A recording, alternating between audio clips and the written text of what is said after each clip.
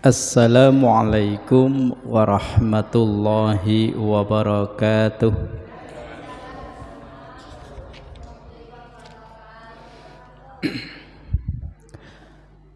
Alhamdulillahilladzi arsala rasulahu bil huda wa dinil haq liyudhhirahu 'ala dini kullih wa kafa billahi syahida. Ashhadu an la ilaha illallah wahdahu la syarikalah wa ashhadu anna Muhammadan abduhu wa rasuluhu la nabiyya ba'dah. Allahumma salli wa sallim ala nabiyyina wa maulana Muhammad wa ala alihi wa ashabihi wa barik wa sallim tasliman katsira.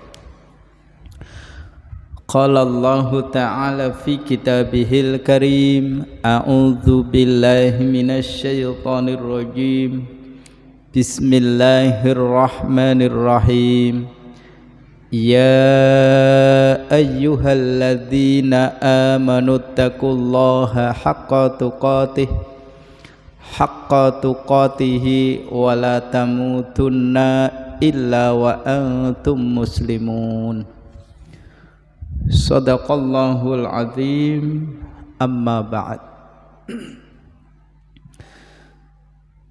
Segenap takmir Masjid Al-Istiqomah yang saya hormati dan yang saya muliakan, Bapak dan Ibu jamaah sholat maghrib Masjid Al-Istiqomah, yang mudah-mudahan Bapak Ibu dalam keadaan sehat walafiat. Marilah pada kesempatan malam hari ini seraya kita bersyukur kehadirat Allah Subhanahu wa ta'ala. Alhamdulillah Bapak Ibu, kita dipertemukan kembali di majelis yang mulia ini.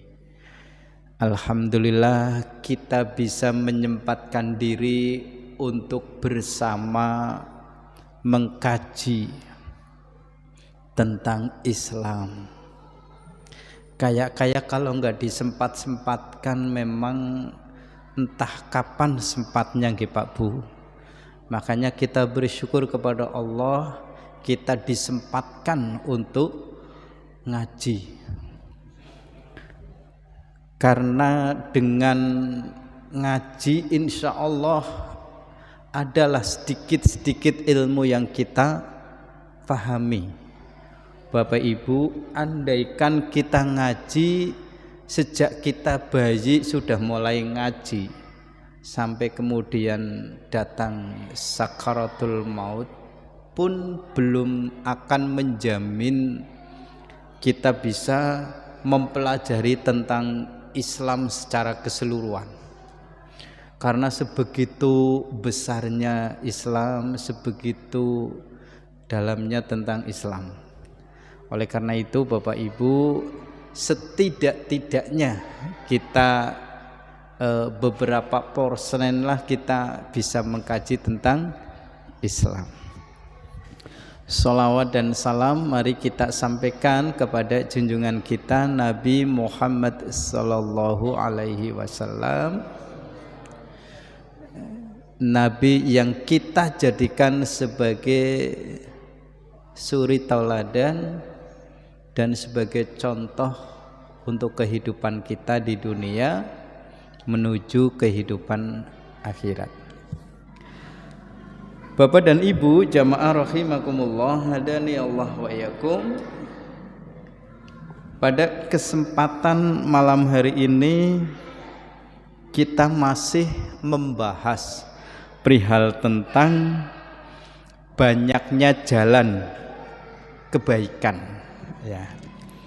Jadi orang berbuat baik itu banyak jalan, begitu Bapak Ibu.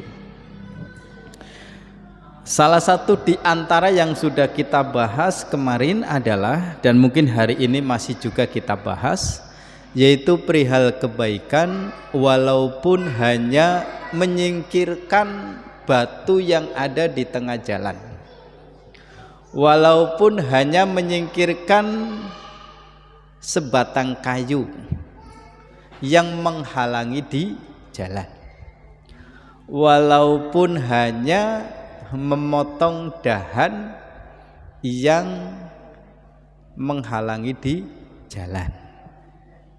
Hal-hal seperti itu barangkali oleh kita itu dianggap sesuatu yang kurang penting, tapi menurut Islam itu dianggap penting dan itu merupakan bagian dari berbuat kebaikan. Untuk lebih memantapkan kita perihal tentang amalan-amalan seperti itu, Bapak Ibu, kita mencoba untuk membaca dan memahami beberapa hadis yang terdapat di dalam kitab Riyadhus Shalihin ini. Bismillahirrahmanirrahim. Dari Abu Hurairah radhiyallahu an, Nabi sallallahu alaihi wasallam bersabda, kulihat ada seseorang yang bersenang-senang di dalam surga disebabkan ia memotong dahan yang berada di tengah jalan karena mengganggu kaum muslimin yang lewat. Hadis riwayat Bukhari. Dalam riwayat lain ada seseorang yang berjalan dan ia terganggu sebuah dahan yang menghalanginya. Kemudian ia berkata, demi Allah, saya akan menyingkirkan dahan ini dari jalan agar tidak mengganggu kaum muslim yang lewat. Karena perbuatannya itu ia dimasukkan ke dalam surga. Lalu dalam riwayat Bukhari dan Muslim disebutkan ada seseorang yang berjalan dan menemukan dahan yang berduri di jalan. Kemudian ia menyingkirkannya, maka Allah pun memuji orang itu dengan mengampuni dosa-dosanya. Bapak Ibu, ini satu berita yang terbaik dari Rasulullah. Yang pertama disampaikan oleh Rasulullah bahwa dilihat kelak di surga orang yang bersenang-senang. Bahkan Rasulullah menyatakan dalam hadis ini, kulihat ada seorang yang bersenang-senang. Mohon maaf, bisa dimungkinkan Rasulullah pernah melihat gambaran di surga kelak ketika Rasulullah melaksanakan Isra Mi'raj. Di situ Rasulullah ditampakkan dengan berbagai keadaan baik yang ada di dalam surga maupun yang ada di dalam neraka. Nah, kulihat ada seseorang yang bersenang-senang. Ini yang ngomong Rasulullah. Di dalam surga. Ternyata orang tersebut bisa masuk ke dalam surga dan ia bersenang-senang ada di dalamnya bukan karena dia melakukan ibadah-ibadah besar seperti sholat, seperti zakat, puasa, haji, tapi dia bisa masuk surga disebabkan karena dia cuma menyingkirkan dahan yang menghalangi di jalan. Bu, penak apa ora bu? Sekedar menyingkirkan. Tapi Bapak Ibu, kalau ngaji semacam ini pun tidak kemudian ibu bapak itu pikirannya begini, kalau demikian tak perlu sholat ya, kalau demikian tak perlu puasa ya, kalau demikian tak perlu zakat ya, sing penting angger anak dahan yang mengganggu di jalan lalu dipotong atau disingkirkan, itu saja insya Allah bisa masuk surga. Bukan demikian juga Pak ya, cara berpikir kita bukan demikian juga. Artinya sekecil apapun kebaikan Allah itu mencatat, dan orang yang berbuat kebaikan walaupun nilainya mungkin dianggap kecil oleh Allah diperhitungkan, dan orang itu bisa masuk surga. Salah satu di antara sebabnya adalah karena ketika hidup di dunianya dia selalu menyingkirkan sesuatu yang menghalangi di jalan. Nah kemudian dalam riwayat yang lain nyata bahwa Allah itu akan memasukkan siapapun ke dalam surga yang melakukan amalan seperti tadi. Dan pada hadis yang berikutnya Allah itu memuji dan mengampuni dosa-dosanya. Jadi Bapak Ibu, kalau kita menyingkirkan dahan, ranting, batu maupun paku yang ada di tengah jalan, oleh Allah orang yang berbuat demikian itu dipuji, ya. Dan oleh Allah dosanya diampuni. Ya, mungkin saja dosa-dosa yang bersifat kecil mungkin ya diampuni oleh Allah. Benar-benar Islam itu mengajarkan kepada umatnya untuk selalu berbuat kebaikan sekecil apapun kebaikan itu, ya. Dan kita tidak boleh meremehkannya. Jadi Bapak Ibu, kelihatannya itu perbuatan yang dianggap kurang penting, tapi kalau tidak dilakukan oleh kita, maka itu akan menjadi bahaya besar bagi yang lain, ya. Bisa terjadi kecelakaan gara-gara karena ada batu itu. Bisa terjadi sesuatu yang tidak diinginkan gara-gara jalan itu tertutup oleh dahan. Nah, makanya itu sangat penting sekali. Bapak Ibu jamaah rahimakumullah, hadani Allah wa iyyakum.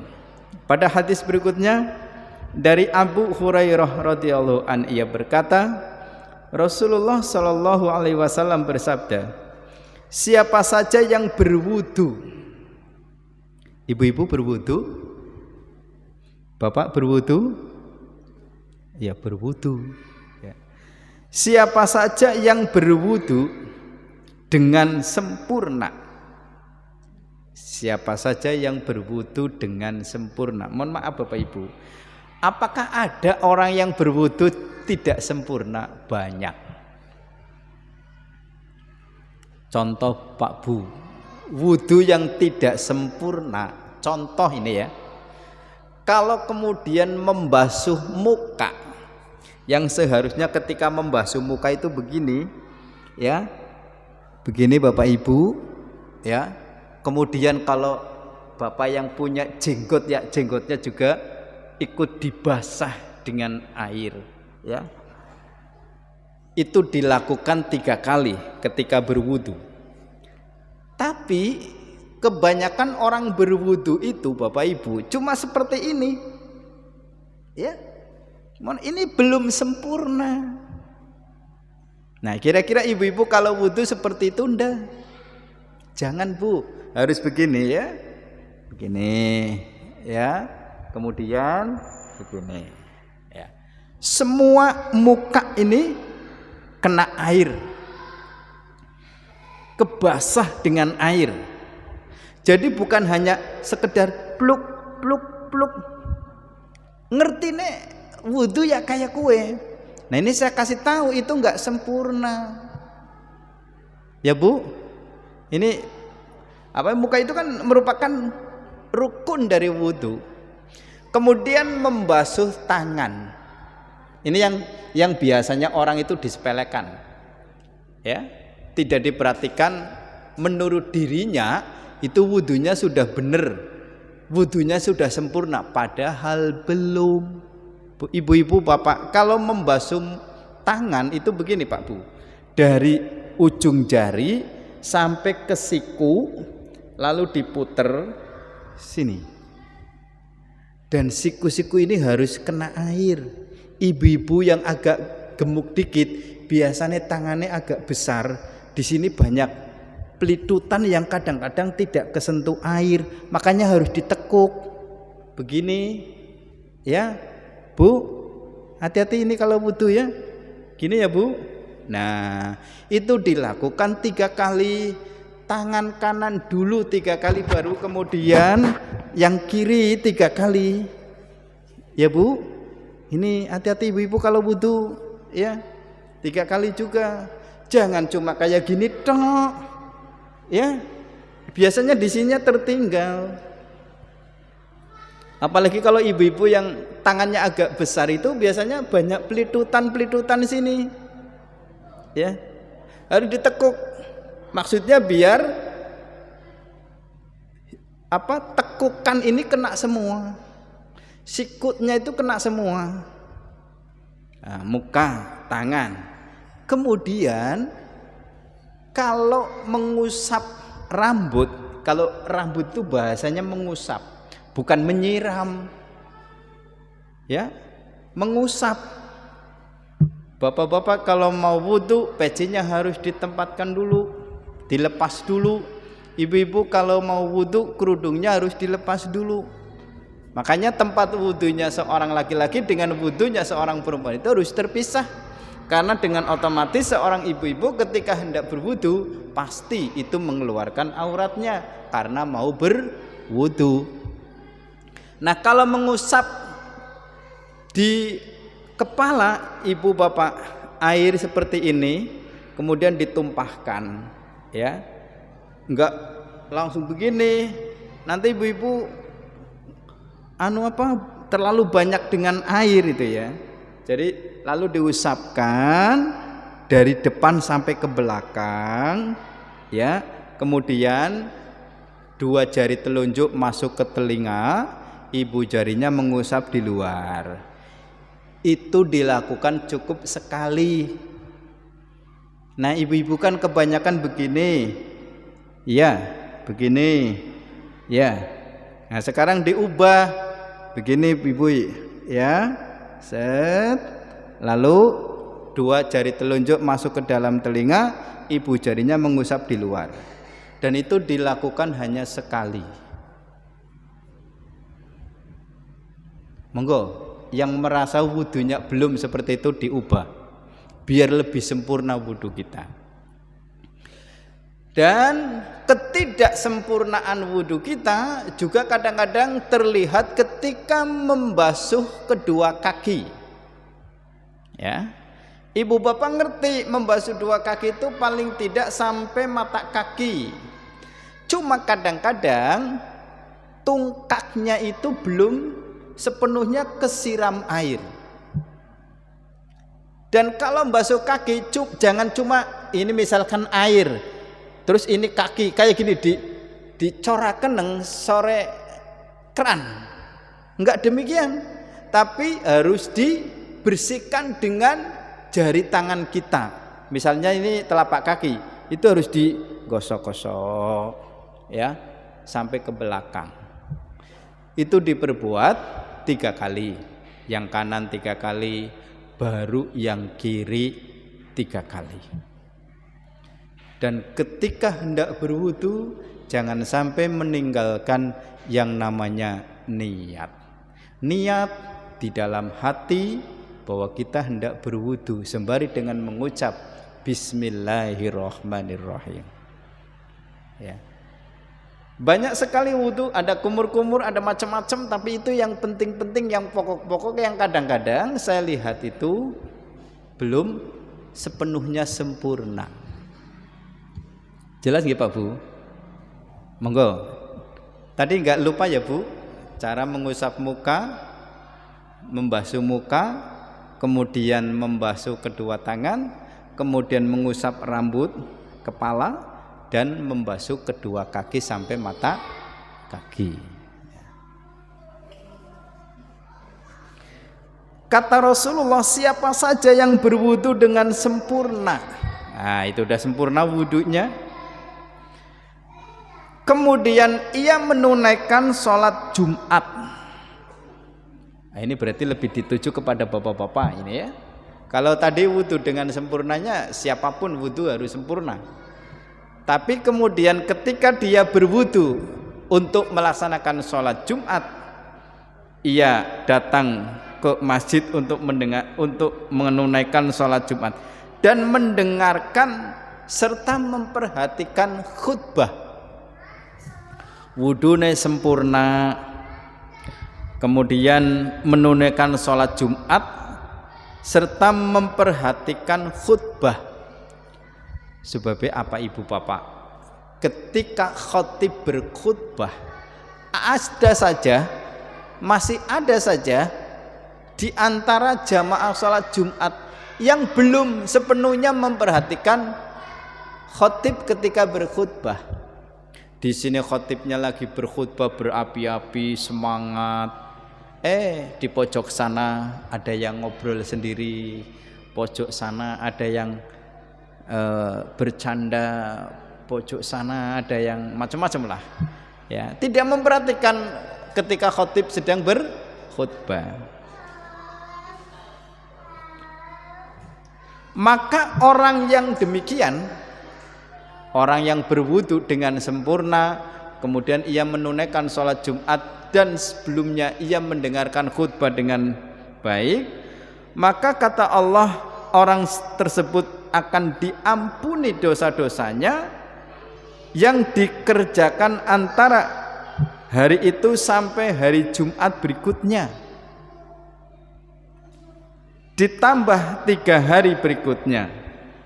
Dan siapa saja yang mempermainkan batu sewaktu ada khutbah, maka sia-sialah Jumatnya.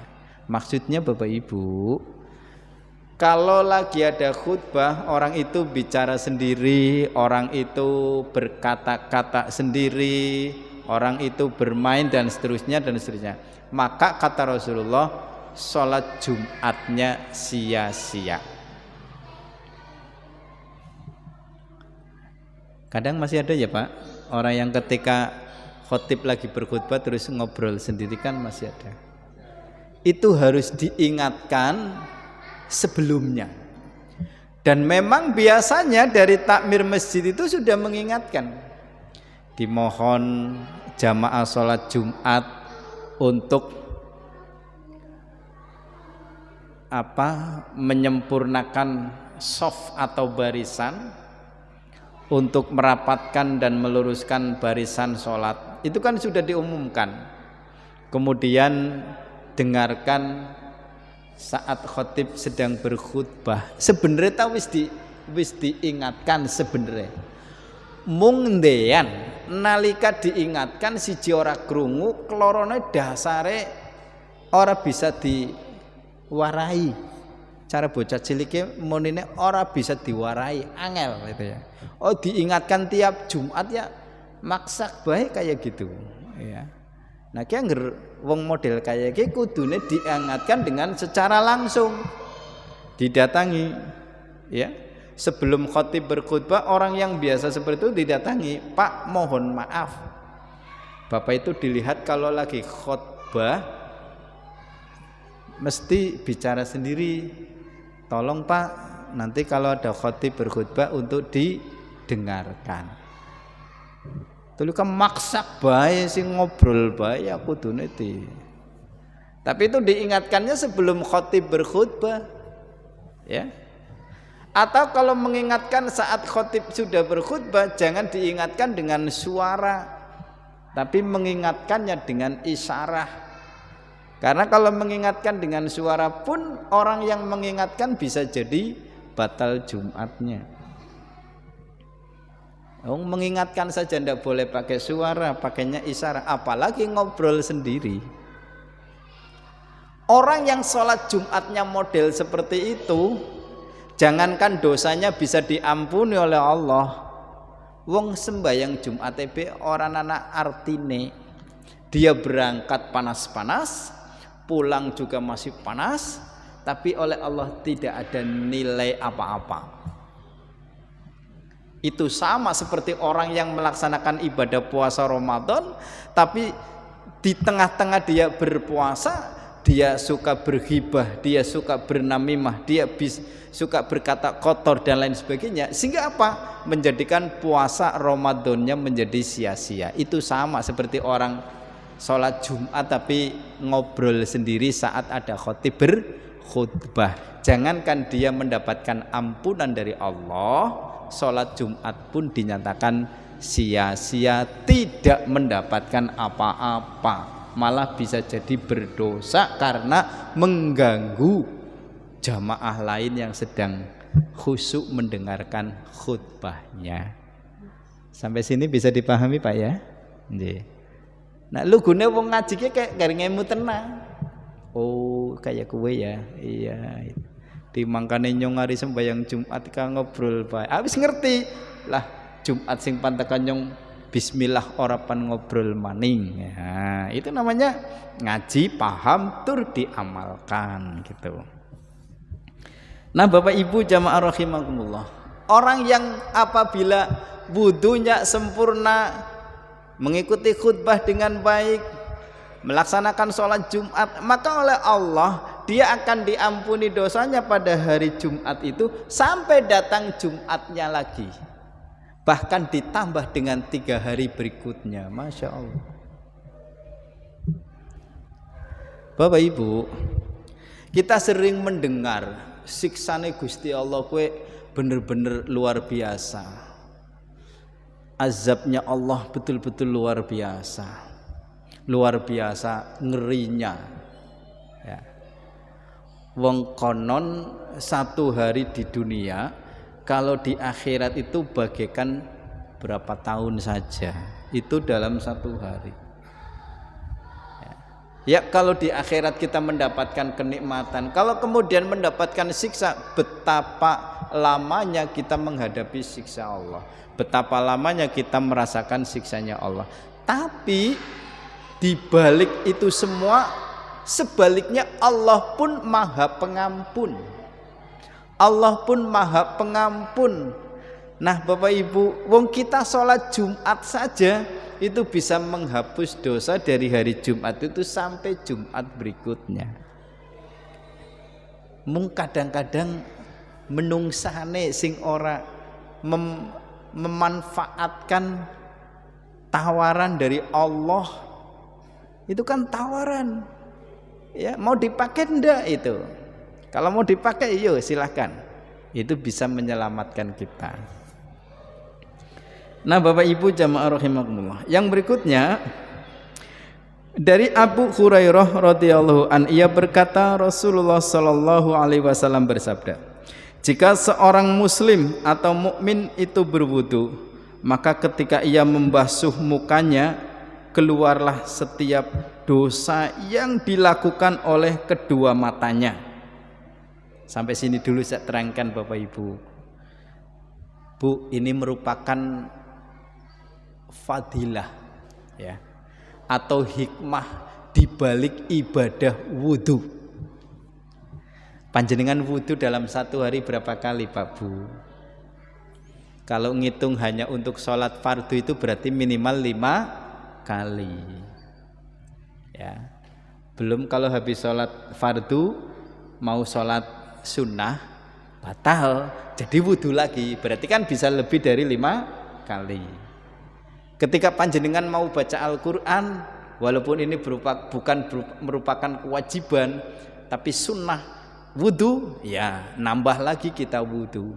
Ketika mau tidur wudu, nambah lagi. Ketika mau bepergian wudu, nambah lagi. Bisa jadi 1 hari kita wudu lebih dari 5 kali, 6 kali, 7 kali.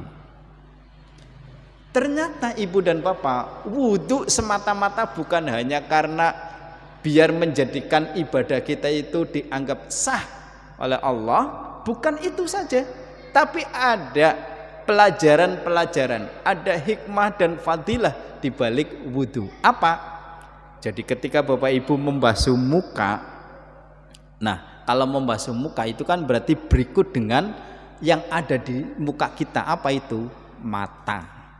Maka dengan membasuh muka, keluarlah setiap dosa yang dilakukan oleh kedua mata kita. Ibu bapak, apa ada dosa yang ditimbulkan karena mata kita? Banyak. Terutama ke bapak-bapak. Ke Pak, hari numpak motor papagan karo wong wadon sing radan melong titik ben dadake ora kemedhep. Luwi-luwi wong wadon kowe mau wis nganggone motor Nmax rada mentang, turu nganggone katok pendek. Walah. Ya Bu ya. Ini salah satu dosa mata. Kemudian ketika panjenengan lihat handphone, di handphone itu banyak gambar-gambar yang bagus juga banyak, gambar yang seronok juga banyak. Mung biasanya ngger gambar sing bagus gagian dilewat, adong gambar-gambar sing anu kadang-kadang ditahan. Munine penasaran, ya. Itu kan dosa mata itu ya. Nah, dosa-dosa itu insya Allah bisa digugurkan dengan berwudu. Mulane angger ana menungsa sing ora tau wudu, masya Allah dosane pirang-pirang. Nggih. Dosa karena mata ndak pernah digugurkan dengan wudu. Ya wudu. Dosane wudu karena ndak pernah digugurkan dengan wudu. Karena melihat sesuatu yang diharamkan. Hilangnya bersama dengan air itu atau bersama-sama dengan tetesan air yang terakhir. Jadi saat kita membasuh muka Bapak dan Ibu, saat basuhan yang terakhir, maka sekalian membawa dosa-dosa yang diakibatkan oleh mata kita karena sering melihat sesuatu yang diharamkan. Jika ia membasuh kakinya, maka keluarlah dosa yang diperbuat oleh kedua kaki. Kira-kira apa Bu? Dosa yang diperbuat oleh kaki kita. Dosa sing disebabna karena sikile kula panjenengan apa? Ya nindak sing dengan tujuan yang tidak benar, ya itu kan dosa. Kadang-kadang ada wong sing reseh, wong lagi melaku bener-bener ditempong, ya dosa ya Pak. Mlaku ditempong. Ya. Oh sembayang ya reseh. Wong sembayang ya karo medek telapakane sikile tanggane ya. Nah, itu dosa. Nah, tapi dosa tersebut insya Allah bisa digugurkan saat kita berwudu di waktu membasuh kedua kaki kita. Karena digunakan berjalan pada jalan yang tidak benar bersama dengan air itu atau bersama dengan tetesan air yang terakhir sehingga ia bersih dari dosa. Termasuk ketika kita berkumur. Berkumur itu bukan saja membersihkan mulut kita dari sisa-sisa makanan, tapi juga menggugurkan dosa yang diperbuat karena lisan kita. Makanya dosa sing paling akeh biasanya sing cangkem. Nggih Bu. Kayane ndan sak anggota tubuh yang bisa mendatangkan dosa terbanyak itu mulut, cangkem. Kayang cangkem ambane pirang senti, dawane pirang senti. Ya, tapi masya Allah bisane ana wong tukaran gede-gedean ya gara-gara cangkem. Nggih Bu nggih, Pak. Cangkem. Wong dagang ora jujur ya cangkem. Banyak sekali dosa yang ditimbulkan diakibatkan karena cangkem, karena lisan, karena mulut. Tapi insya Allah dengan berwudu mudah-mudahan dosa-dosa yang ditimbulkan oleh cangkem itu bisa ikut gugur bersama dengan air wudu. Tetapi Bapak Ibu, ini juga tidak kemudian walah nyong berarti saiki bebas ngomong dikirain tari wudu dosane ilang. Ya jangan salah paham juga seperti itu. Kalau disengaja seperti itu ya berarti jenengan mempermainkan. Baiklah Bapak Ibu jamaah rahimakumullah, hadani Allah wa iyyakum. Belum ada adzan Isya ya Bu ya? Belum. Kita lanjutkan. Dari Abu Hurairah radhiyallahu an, Rasulullah sallallahu alaihi wasallam bersabda, salat 5 waktu antara salat Jumat yang satu ke salat Jumat berikutnya dan puasa pada bulan Ramadan ke puasa Ramadan berikutnya menjadi atas dosa-dosa, menjadi penebus atas dosa-dosa yang dilakukan selama dosa-dosa besar dijauhinya. Jadi Bapak Ibu, kalau kita tidak menyengaja melakukan dosa besar, dosa-dosa itu berarti bersifat sedang dan kecil. Insya Allah itu bisa diampuni dengan melaksanakan sholat 5 waktu, sholat Jumat, puasa Ramadan. Insya Allah Bapak Ibu. Melanjutkan bukan mengakui nyongkot dosanya akeh temen, ya diakui, tapi bukan untuk hanya disesali, tapi juga harus berusaha untuk bisa diampuni oleh Allah. Caranya apa? Sholat 5 waktu, sholat Jumat, lalu puasa Ramadan. Insya Allah dosa-dosa yang banyak, asal itu bukan dosa-dosa besar. Hari dosa-dosa besar apa sih Pak Bu? Ya termasuk berbuat kemusyrikan itu dosa besar. Ya. Kemudian durhaka kepada kedua orang tua itu dosa besar. Membunuh orang lain itu dosa besar. Termasuk bunuh diri itu juga dosa besar. Dan masih banyak dosa-dosa besar lainnya. Tapi dosa-dosa kecil pun banyak sekali. Nah dosa-dosa yang kecil-kecil itulah yang insya Allah bisa dihapuskan dengan cara yang mudah juga. Lalu dosa yang besar itu caranya bagaimana? Caranya dengan bertaubat yang sesungguh-sungguhnya serta bertekad untuk tidak mengulang kembali. Ya, itu insya Allah diampuni. Insya Allah diampuni. Kalau kita melakukan dosa-dosa besar, lalu kita bertaubat kepada Allah dengan sesungguhnya dan bertekad untuk tidak mengulang kembali, insya Allah Allah akan mengampuninya. Bisa dipahami nggih Pak? Jadi bolehlah kita nyesali, bolehlah kita mengakui, tapi bukan hanya sekedar disesali dan diakui, tapi harus benar-benar ada tekad untuk apa? Mendapatkan ampunan Allah.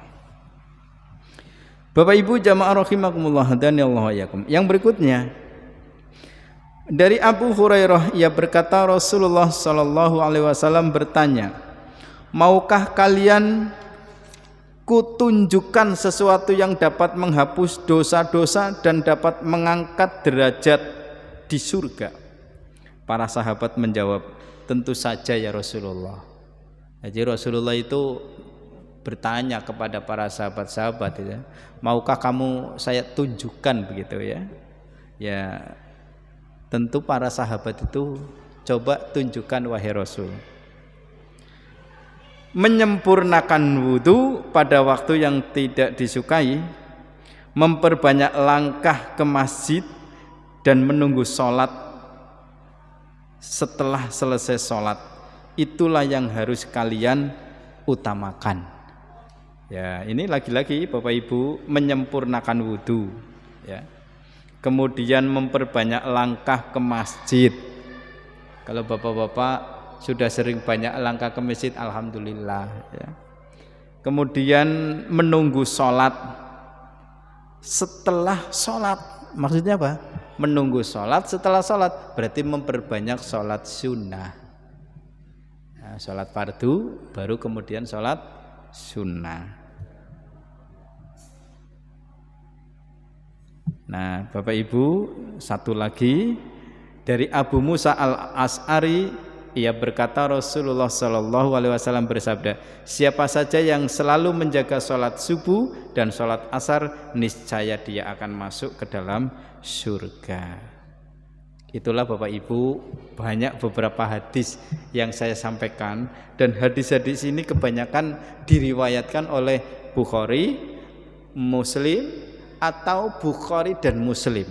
Ini hadisnya banyak yang diriwayatkan oleh Bukhari sendiri, Muslim sendiri, Bukhari dan Muslim, ya, atau diriwayatkan oleh kedua perawi yang sangat dikenal itu.